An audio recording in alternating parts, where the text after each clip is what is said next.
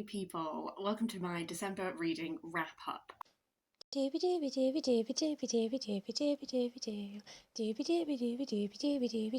Sophie vlogs.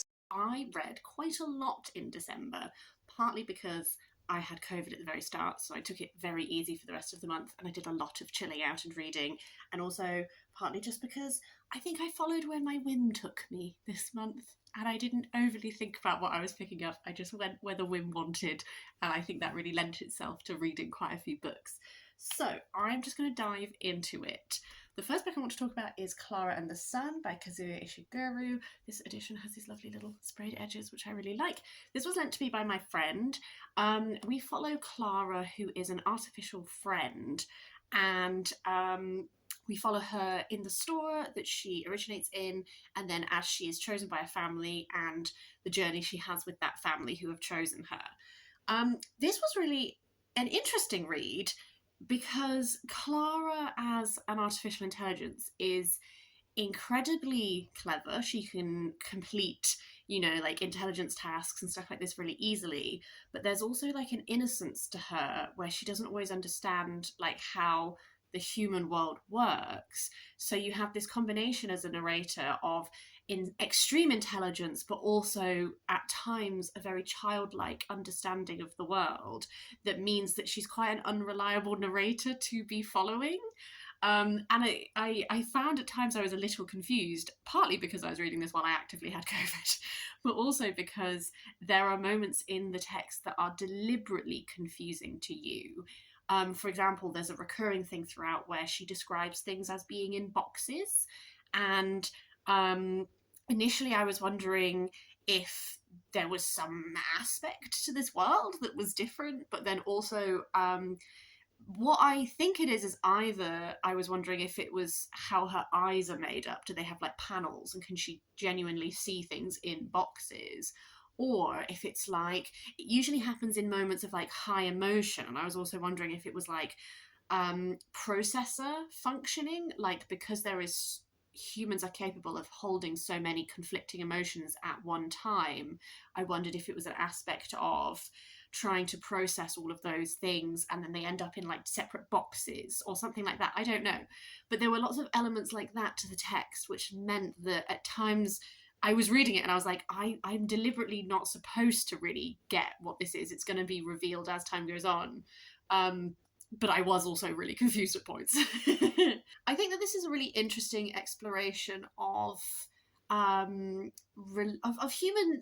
It's one of those classic sort of speculative fiction things, isn't it, where you focus on a constructed artificial intelligence, but as a way of exploring humanity and humans' interactions with each other, but also with technology and with the things they create to be of service to them.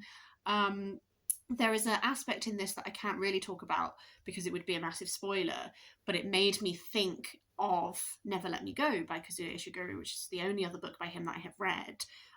Because although they are different concepts, I feel like both books are exploring an overlapping idea there. I will say I think that Never Let Me Go did it more successfully. I want to say like flaws in this book, but just elements where I was like, I can kind of see what you're doing. I'm not always sure that this went far enough to be successful. Lots of little elements of giving you a vision of how this world is that are very much like background to this more personal story you have of Klara being a friend to this girl. But yeah, it was an interesting book. I'm definitely glad I read it. After that, I read Ariadne by Jennifer Saint. This is a retelling of the Greek myth of Ariadne. We also follow, we have two perspectives in this. So we have Ariadne that we follow, but we also follow her sister Phaedra.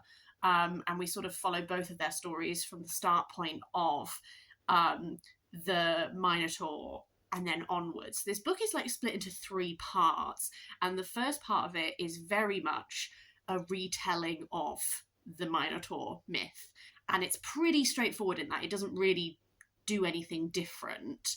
But I really liked the focus on the Minotaur as Ariadne's brother. Like, she's one of the only people who actually acknowledges the Minotaur as a brother to her. And that was a really interesting sort of to see through her eyes, this person who is a child who then becomes a monster. and at what point he becomes too monstrous in that sort of way.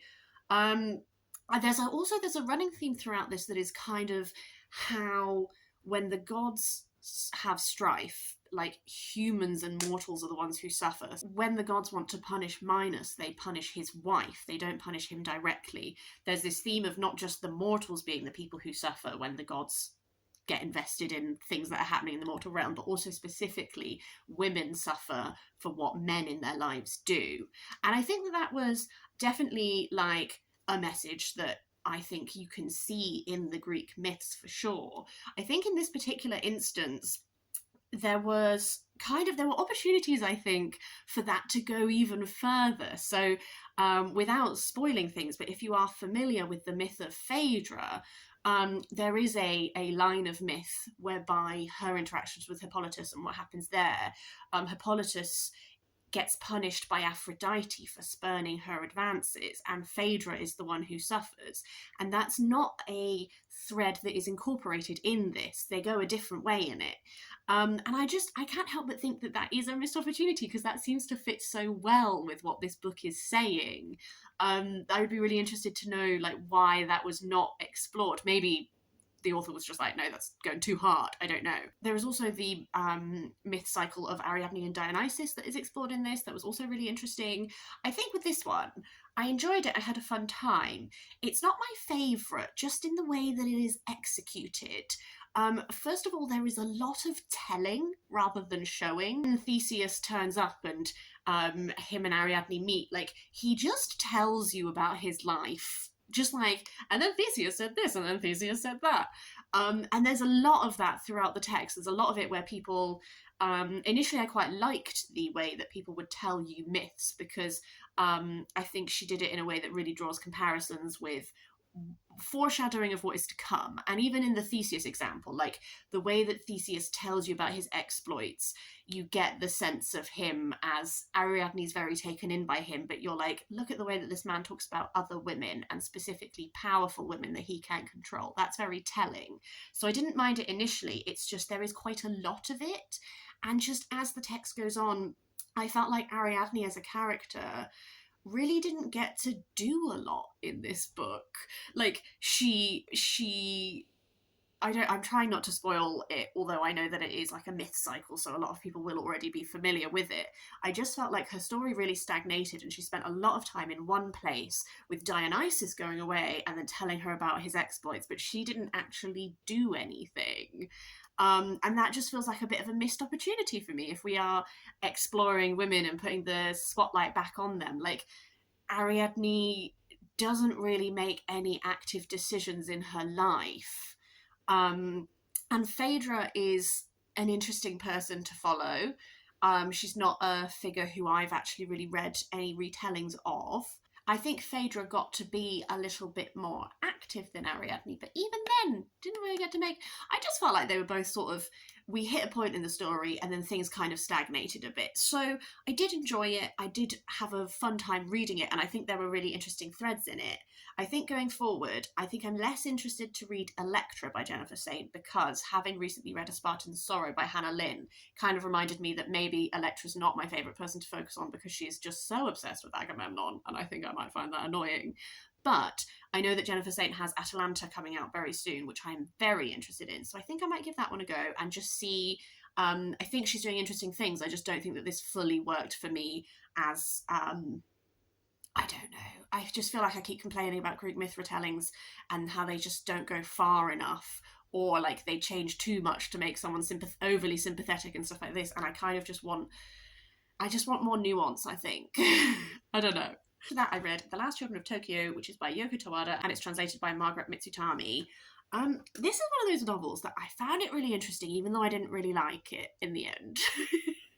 So this is a very small novel, and we are following this man he's 80, and he's part of this generation in Japan who are like the old generation. And They are like 80 is considered young. They're going off into their hundreds. They're very sprightly. Their health is great. But as a result, the following generations have lots of health problems. So he's looking after his great grandson, and his great grandson is very ill. He can't eat a lot of things. And it's kind of this vision of this older generation who have somehow succeeded in making sure that they are healthy and they can live for a really long time. But the resultant fallout is that they have all of their descendants have the complete opposite. And also there's very much some hints that there's been like some catastrophes in this world, and maybe some of it man-made that has then resulted in a lot of natural disasters. And so this world that he is living in is sort of like, he is healthy, but everything else is kind of crumbling. So Japan has closed its borders again in this future, and we get a lot of the mundanity of living through a notable time in history. And it weirdly made me think about the pandemic, because this aspect of like, yeah, there's all these natural disasters, and like there's a whole generation of children that are very ill and may not make it to adulthood, and all of these things, but you still have to go get the groceries, and you still have to like cook dinner for your family, and you have to just find a way to continue to function amidst all of this turmoil and all of this stuff that is going down. And that was an interesting perspective. It's just sometimes it was quite boring. You know, there were all of these hints given in the background about what's gone down in this world and how this society is reacting, and all of these little things peppered throughout that were really interesting to notice and observe and be like, oh, that's a really interesting detail. But because it is so short, those things aren't really fleshed out. And so what you actually get is just a lot of time with like this man, and he's gone to the market, and there are oranges in the market, and this is how oranges, this is the region of Japan that grows oranges, and oranges are really rare now. And so he likes to buy oranges for his grandson, but his grandson can't always digest them properly, so he squeezes the juice out and feeds it. And you know, like, so the telling of it didn't really work for me, and I found myself being quite, like, there were times where I was like, God, I am actually quite bored for such a short book. But equally, the ideas in it, I can't deny, I found really interesting. It's one of those where I'm like, maybe if someone else did it differently, like, I would really like this story. As it is, I've come away and have been like, there's a lot of interestingness here. It just didn't actually work for like me as a reader finding myself enjoying it. But it is one where I think if the concept appeals to you, because it is so short, I would recommend giving it a go, because I think that there will be some people who adore this. It's just I'm not those people, sadly. After that, I read Magicborn by Peter Bunzl. I just fancied, like, in the lead up to like winter and Christmas, reading like a magical children's book. I like Peter Bunzl generally. I think I would recommend him very much for middle grade readers, particularly maybe the younger end of middle grade that are sort of transitioning into reading more novels and stuff like this. I think he does a lot of really great things. For example, him and potentially the particular imprint that he works with, I think, all of his books are always made to be very dyslexia friendly. The font that they use is specifically made to be easier to read for people with dyslexia. He includes a lot of really nice details. So like we have the end papers are portraits of the characters. There are, you know, illustrations throughout. In his other series, the Cogheart series, he does a lot of mixed media in it, so like newspaper clippings and stuff like that. So I really do recommend him for middle grade readers, particularly middle grade readers who are maybe like transitioning in this way. This is set in 1726, and we follow Tempest, who she has a little robin friend, and she was found in the river by her two dads. They found her, they've adopted her. She doesn't remember any of her past. She has the ability to talk to this robin in this other language that is not English. One day she ends up in this situation where she meets this boy called Thomas, who is a wild boy who has the ability to transform into a wolf. He also doesn't remember his past. They are sort of taken by the Sorcerer Royal for the king, and shenanigans ensue. One thing I think this book did really well is the Georgian setting was great, and Peter Bunzl really doesn't shy away from showing you the reality of Georgian life. There is a character in this called Kwezi who is black, and it very explicitly, like, his mother was enslaved, he himself is being forced into servitude by this royal sorcerer, and the realities of Georgian life and its specifically like the king, the involvement the royal family have with slavery and that kind of thing is explored in a way that is very a level that children of this readership will very much be able to understand. And I think that aspect was done really, really well. There are also like some lovely magical ideas in this for sure. I think my main critique of this, which is coming in as an adult reader, I would be very interested to see if children felt the same or if it doesn't matter, is that the fundamental mystery at the heart of this, which is like, who is Tempest? Where is she from? All of this thing. It's given away very early. We have these chapters which are inserted, which are like flashback chapters, where it's not named that the person is Tempest, but it's really obvious that it is Tempest. And you get her backstory quite early on. So there is a moment in this where there should be this big reveal when you realise like what Tempest's backstory is, some of these relationships with other characters, that kind of thing. But it doesn't really hit because you already know, because you got given it all in like dribs and drabs as the book went on. And I just think that that's a really weird way of framing the narrative when you have a mystery at the heart of it, to just be like, oh, here's the answer, by the way, like very early on, and you've just got to like sit with it. So I think that this is a lovely book, and I think lots of children will enjoy reading it. Personally, for myself, I have read middle grade sort of fairy related books that are more interesting. So I would recommend starting with Peter Bunzl's Cogheart series, because I think there is so much there that is like really interesting and different. And it's a very fun middle grade series that I think has a lot of character to it.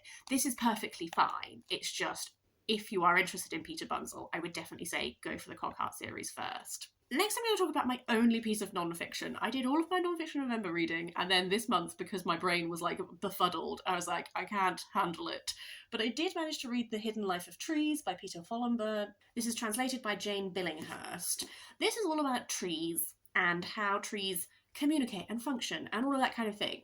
I gather that the author is like a forester, like he manages a forest in Germany. So a lot of this came back to like anecdotes about his experience of managing forests and that kind of thing. Having read some nature writing by now, some of these topics I was already familiar with, but he also did go to places that I'd not read stuff about, so that was really interesting. It's written in a very like matter-of-fact way. There are lots and lots of chapters that are very small, so I would definitely say that it's quite a manageable non-fiction book to read. He does a lot of like personifying of trees, which like sometimes works for me and sometimes doesn't, because I think since I read Merlin Sheldrake's book Entangled Life, all about fungi, and he talks about the way that humans inherently try and like put the animal and plant kingdoms in ways that center how humans experience the world, and it's like we try and translate these beings that have their own experiences into things that relate to us, because that's how we can connect with it. And how really, like, do we need to do that, or can we acknowledge the ways that these beings are incredibly different to us and not try and view it all through a human lens? So I think maybe since reading that, I don't get on with that so well, because I'm like, yeah, like the trees are not people. So yeah, this was perfectly fun. I enjoyed it. It's not like my favourite piece of nature writing, but I definitely did learn stuff from it. After that, I read Amongst Our Weapons by Ben Aaronovitch. I don't remember what number this is in the Rivers of London series, but we're quite a way in by now. I feel like the Rivers of London series, I always know I'm going to have a really good time. They are very much like, we have kind of like Monster of the Week style thing, where there are like continuing arcs with certain overarching characters and runs, but each book we definitely focus on specific areas of London, specific topics, and we kind of dabble in those. And I always enjoy that process. I think some of the topics in this were really interesting. There's like sort of metal working was a cool touch and that kind of thing. I think one thing I feel is that there are a number of like ongoing things that I kind of would like to just see a final answer on. And I feel a bit cheeky saying that, because there was like an overarching villain that I think we eked out quite a while that did get dealt with. So it's not like they never end. It's just the figure of Leslie has been a character who has run through from the very first book to now. And I think I'm getting a bit fed up of every book, like, she pops up, she pops away again. Like, there are just certain figures which I feel like, when are we ever going to get any closure on, or do they just pop up and you kind of can't really view them as a full-on threat because you know that they're just going to like go away again and then they'll pop up again next time. I don't know. I think with these ongoing series, sometimes what I struggle with is obviously you want the series to continue because you want to continue reading it, but when you drag something out for a while, you reach a point where you're like, are we gonna deal with this? Is this going to be something we actually grapple with? I do think we're in an interesting point in the series by now, because Peter is just about to become a father as this book opens. Beverly is heavily pregnant.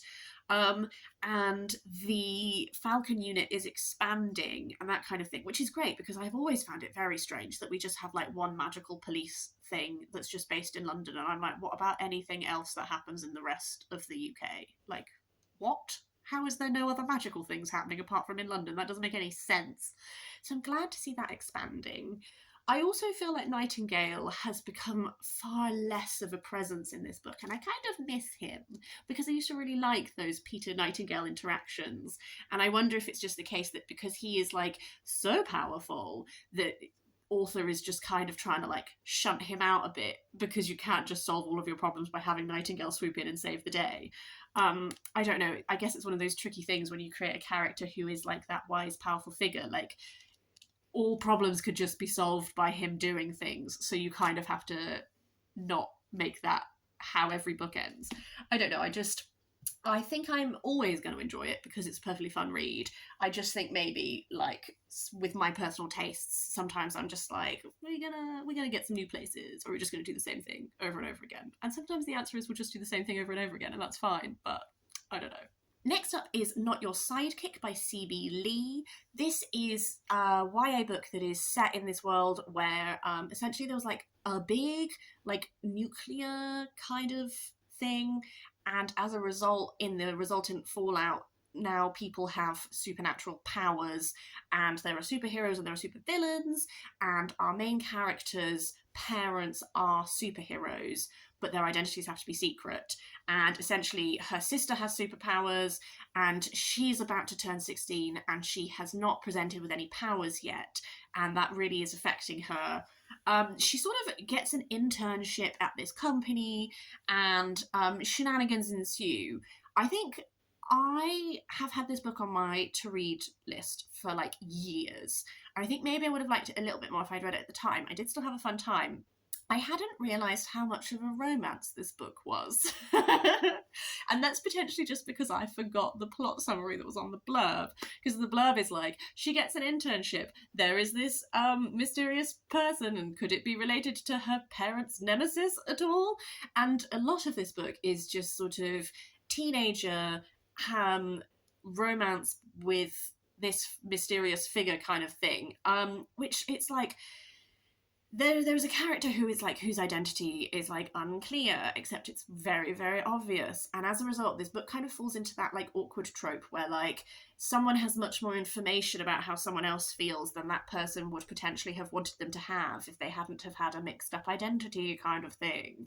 So that was fine. And I'm like, hooray for queer romances, hooray for like superhero fiction, but with identities that don't always get to do superhero fiction. So like queer women, people of colour, that kind of thing. Hooray. It's just, I think I was expecting more of a superhero book, and quite a lot of this is like a teen romance, and then right at the end some cool superhero stuff happens, and it's like, maybe there's something bigger going on in this society than everyone thinks, and all of that kind of thing, and that was quite fun. I just don't think I'm going to continue with the series, because from reading, it sounds like the second book is like, the first half of it is just this book from a different character's perspective, and I can't be bothered with that. So it was fun. I definitely think like YA audience would love this. That kind of thing. Is just, I think I have read this one and I'm done.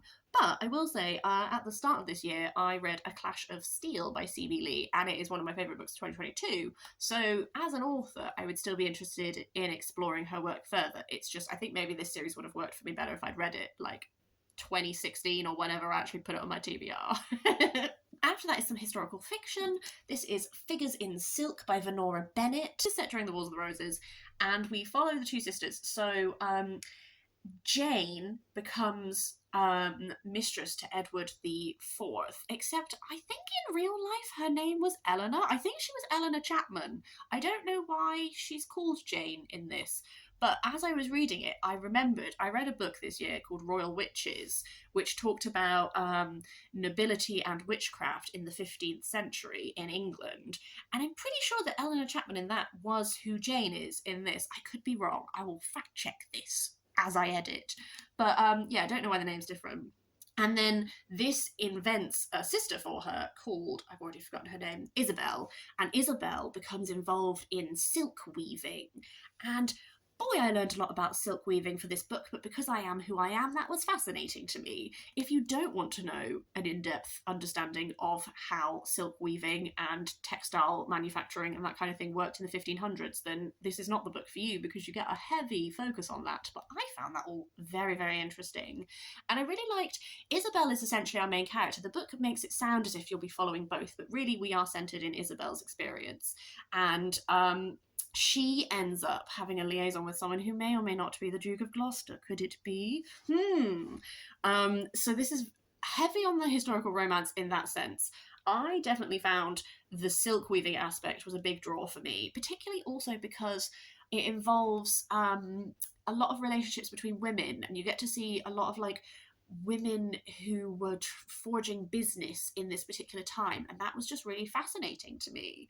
I definitely, as the book went on, I don't care. I'm so sorry, I say this every single time. I didn't care for the romance. I did find the romance interesting at the start. I think part of the problem is that Isabel, through what other people are saying about her, is given to you as a woman who is very intelligent, who's very astute, who is a great businesswoman. She can read character well. And one of the things that happens as this goes on is, because we are exploring the Duke of Gloucester, aka the future Richard III, who is a very controversial figure, some of his behaviours obviously are quite hard to justify. And so you end up in a situation where Isabel comes across as an idiot because she is just taking him at his word when he's like, the princess is safe, I promise, and all of this stuff. And it cuts down that characterization of her as very astute when she is like so blinded by wanting to love this man that she just accepts what he says as truth. And I think that was something that I found tricky. And I also had hoped that the romance that is happening between them would provide more of an insight into the character of Richard III, because there are some interesting things that they're doing with him here. He is not entirely villainized in this, and that was something that I appreciated, because I do think that, like, obviously Richard III did terrible things, but also so did like most kings. So I think that it is he's a character that there is potential to have a more nuanced approach to than necessarily like the Shakespearean view of him that has become quite popular.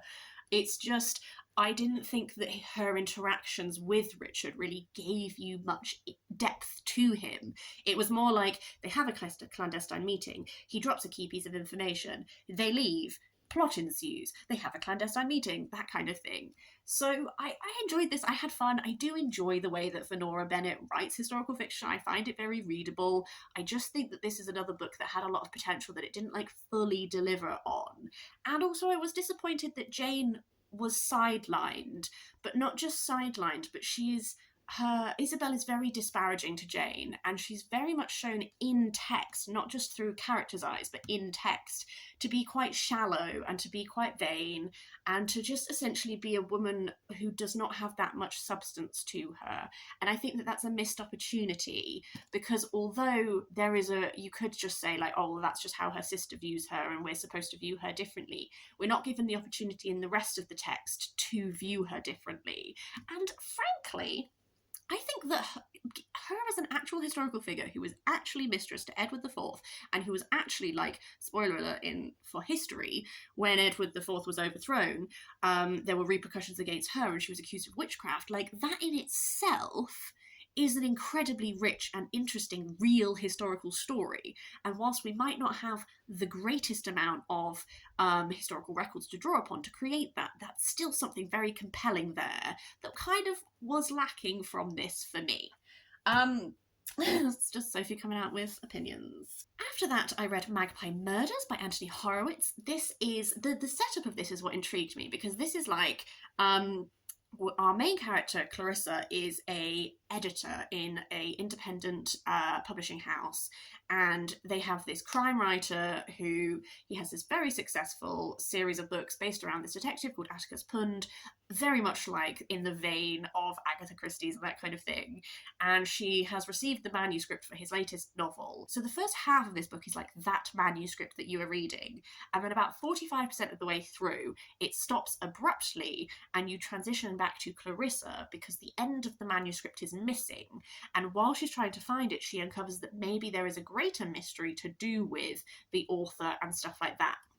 And that concept is great. This is another one where I think maybe if it was a little bit shorter, I might have loved it. I had a really fun time. I think it's a very interesting exploration of genre.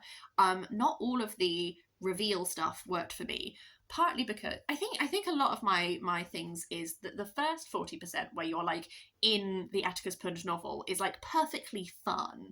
It's a fun little like cozy village murder mystery. Here are your cast of characters. Here are all of the potential motivations that they all have. Who's it going to be? And then that transition to the real world, if you will, was like, oh wow, that's quite effective. I found Clarissa as a person to view the world with. I don't really like her narration very well. I found her a little bit, I don't know, just something about her tone, like going from like cozy mystery to then like Clarissa, I found a bit jarring. And I just felt some of her decision making was questionable. For example, and I'm going to talk about something that happens towards the climax of the book, so if you don't want to know anything, please skip ahead a smidge until the next book appears by my face. If you are going to confront someone, maybe don't do it with no one else around and tell them that no one else knows the information that you're about to explain to them. That's a foolish idea. So I just think that Clarissa makes some stupid decisions, which again undercuts this like, the thing I liked about her perspective is that as an editor, she sort of was approaching uncovering the mystery with an editor's eye of like, okay, well, as an editor, these are the people who would be most likely to do it, and these are the reasons why, but it's never the person that is most obvious, and that kind of thing. And that was really interesting perspective. I just think she makes idiotic decisions that are just stupid, and no actual person in their right mind would make those decisions. I would also say that in the like real portion of the narrative, like called the culprit on their first appearance. So there is again an element of like you're waiting over 400 pages for a resolution, and I was like, but I know who did it, and it's not one of the people you're suspecting, and I know that it was them. So yeah, I found it interesting. When there is so much hype about a mystery book and everyone says, oh, the twists, oh, the turns, they're incredible, when you then go in and you're like, it's them, it sometimes takes a little bit of like the wind out of your sails, I think. After that is Kingdom of Gods by N.K. Jemisin. This is the final book in whatever this series is called, I don't know, and it's the chunkiest book for sure. The perspective was really interesting in this because in each of these three books we have changed perspective, and in this time we are following Sia, who is a child god who is a character in the first book quite prominently, and he was a very interesting character in the first book, so it was very interesting to see the world through his eyes. Unfortunately with this series I have liked each book slightly less as we have gone on. So I really liked the first book. The second book I was like, didn't like it as much, but still good. And I still had an enjoyable time reading this. But I definitely at the end came away and I was like, this book did not need to be this long for a start. At the same time, it's that tricky thing where you spend a lot of time, like it's so many pages, but also things keep happening off page. So like a character becomes very powerful off page and we're just introduced to them and now they have all these powers, and there were lots of instances like that where I was like, that would have been a cool thing to have seen the process of. And I think another part of it is that despite the fact that we have so many pages dedicated to stuff, there are some quite key relationships in this that I didn't actually really feel that invested in, because we're kind of told that these characters really care about each other. But I was like, but why? And I don't think I should be asking that of a book that is literally like 500, nearly 600 pages long. I feel like I should be able to feel why, and I didn't. That said, I love how N.K. Jemisin writes. I like the actual way that she uses perspective and voice and that kind of thing. I always really enjoy. I think that her concepts are so fabulous. Her mind is fascinating, and the ideas she comes up with, I will continue to read because I just think that they are brilliant. I think with this one, it wasn't executed in a way that fully works for me, but I am glad to have finally finished the series. I just think that maybe it's that weird thing. I think that she aimed really high, and as a result, not all of it fully worked. And sometimes, like, a lot of time was spent on certain things, and then things would just come out and be like, this is a thing. And I'd be like, but why? I don't know. I wanted to love this a lot more than I did, I think. I would still say that, like, the Broken Earth series, absolute masterpiece. I love it. It's beautiful. I think there is a lot of merit to this. It's just, there's so much of this that is just, like, people having sex with each other, and I don't care. And, like, people telling you how much they care about these people, but I don't feel that because I don't really know that character very well. And, yes. I don't know. I'd be really interested to hear your thoughts on this one particularly, because I know that it is a bit contentious. Yeah. After that, I fancied something a bit lighter, so I read The Dark is Rising by Susan Cooper, which is the second book in the Dark is Rising sequence. I know that it's being turned into a film, and I wanted to read it before the film comes out so I don't get it all spoiled. I liked this one a lot more than Oversea Under Stone. Oversea Under Stone was perfectly fine, and I enjoyed it, but it felt very like almost like Enid Blyton, like, I don't know, it wasn't quite what I was expecting. Whereas I think maybe I did read The Dark is Rising when I was a kid. I can really not remember how far I got in this series, because it just worked for me a whole lot better. We follow this boy called Will, who is his birthday is about to happen, and it was perfect to read this when I did. This was my Christmas Eve, Christmas Day read, and it is all set around winter, around Christmas Eve and Christmas Day, and so that was absolutely perfect. But he's about to have a birthday and inherit, and he doesn't realize, but he's about to like inherit these powers. And so the sort of core struggle in this is like the dark is rising. There's powers of dark and there's powers of light, and the dark is rising and the light must do what it can to stop it from taking over. And so there's very much this idea of like the figures of light and the figures of dark cannot actively harm each other, but it's this struggle that seems like it will be eternal, but it has come to a peak currently. I can definitely see a critique of this, which is literally like, the good are very good and the bad are very bad, and there is no nuance there. And a lot of this is sort of Will having things happen to him and go from place to place, and things happen and people explain things. Then he has a little episode with someone, and then things happen and people explain things. And like, I get it, I see it 100%. I really liked the atmosphere. I think that's what made it work for me really well, is this like cold midwinter atmosphere, and the little different, there is movement through time that I found really fun, and just the tone and this sort of creeping suspense of like part of the dark rising just involves like, it's freezing, it's a storm. Like, it was very like evocative for me of place and feel, and I just really enjoyed that aspect of it. There's also like one of my favourite mythological figures in this, which is Herne the Hunter, made an appearance, and I love me some Herne the Hunter, so I was also down with that. As a result of that, I then decided to read Mischief Acts by Zoe Gilbert, because this is all about Herne the Hunter. This I loved. This is such an interesting concept. So the idea is, this is sort of short stories, but it's like they are case studies exploring Herne the Hunter through time, and it's like framed like an academic work, and there is like, it ends with an academic lecture, and it is all about Herne the Hunter, and I just found this really fab. We start off in the 1400s with like this poetry telling of Hearn's origin that sort of sets up this conflict between Hearn and this guy called Behrman, who is the sorcerer who makes him what he is. And Hearn has a romance with Behrman's daughter. And then these relationships echo down through time as we come more and more contemporary and then beyond to the future. And we're mixing form. There are different styles used depending on the time. So like when we're in the 1600s, we have very much like that particular style of narrative. When we're in the 60s, we have a very different tone and style and story that's being told. And you get to see, like, going forward through time, how Hearn develops. He's very much linked to the Great North Wood, which used to come all the way down to near London, and so we're very rooted in place, and the changing of the wood influences Hearn's power and what Hearn is doing. And there is just all of this, like, Hearn as this figure who is wild, who is part of the Wild Hunt, but who is like mischief making, sometimes good, sometimes bad. Like, which side of Hearn are you going to get?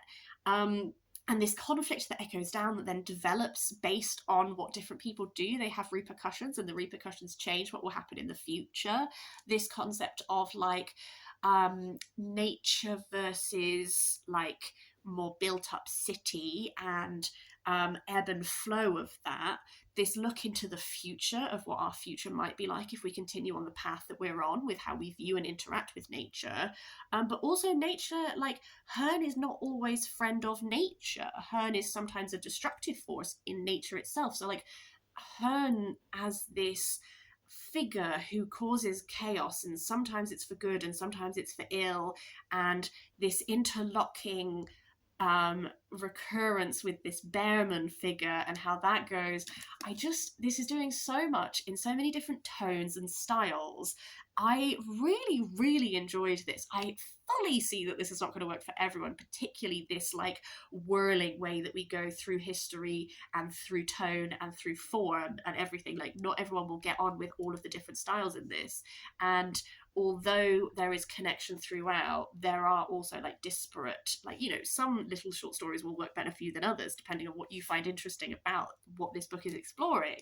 But just on the whole, I just had a fabulous time. This is another one that had a brilliant atmosphere throughout, and I'm really interested to explore Zoe Gilbert further. I know she has another novel called Folk, and I would really like to read that now. I just think that this was unlike anything else that I've read, and just, I don't know, it's piecing together so many things in such an interesting manner, and I just found it really fascinating. The final book I want to talk about is a very, very small one, and that is Dangerous Beauty, Medusa in Classical Art by Kiki Karoglou, which is a very short academic text that is about Medusa and representations of Medusa in classical art. I read it because I'm currently reading Stone Blind by Natalie Haynes. I also watched Jean from Jean's Bookish Thoughts video all about Medusa as well, to kind of give me a more a fuller understanding of Medusa in antiquity and through time as I go through and read this, because I love Natalie Haynes and I have very high hopes for how this will be executed. And this was very much like, it starts in antiquity, it goes through sort of the development of how Medusa is depicted, both in antiquity sources, on vases, in like stone reliefs, that kind of thing, and then tracing the movement from her as monstrous into this figure that is very much depicted as like a beautiful woman. And especially when you become more contemporary, when you're looking at some like the fashion houses and stuff like that and how they use Medusa, like, it was a very interesting look at that development. And I feel like I've got a better understanding of like primary sources and sort of at what points she starts to be depicted as less monster, more woman, and that kind of a thing. I will also say this also right at the end covers other mythical beings as well that have sort of that element of like monstrous beauty as well. So like sirens, Scylla, like other things like that are also covered right at the end of the book, and then it sort of rounds it all off with sort of a look at like 19th century depictions of these ideas in art. It was really interesting. I had a really good time. I would recommend, I can't remember if this is still a thing or not, but I got this from the Met Museum's website. at least it did used to have, I think it probably still does, a big section where they have lots of their published academic writing for free. You can just download the PDFs for free and read them. And I think it was right at the start of 2021, I went through and just downloaded a whole bunch that sounded interesting. And this is one of those. I will try and find the link again and put it in the description below if I can. Otherwise, maybe a Google will find it for you. But yeah, it was really fab. I really enjoyed it. That's everything I want to talk about this time. I know this was a bit of a beast. I feel like I read absolutely loads in December. And I know that for sure because going into the month, I was like, I'm never going to hit my 50,000 page reading goal for the year. And then I did. So that was testament. But yeah, I would love to know your thoughts on any of these. Please do let me know in a comment down below. Also, like, how was your December reading? I like to save nice things for around Christmas time, end of the year. Do you do the same? Let me know any thoughts down below. Otherwise, I hope you're having a lovely day. I hope you've had a lovely 2022, and I hope that your 2023 is sparkly and delightful.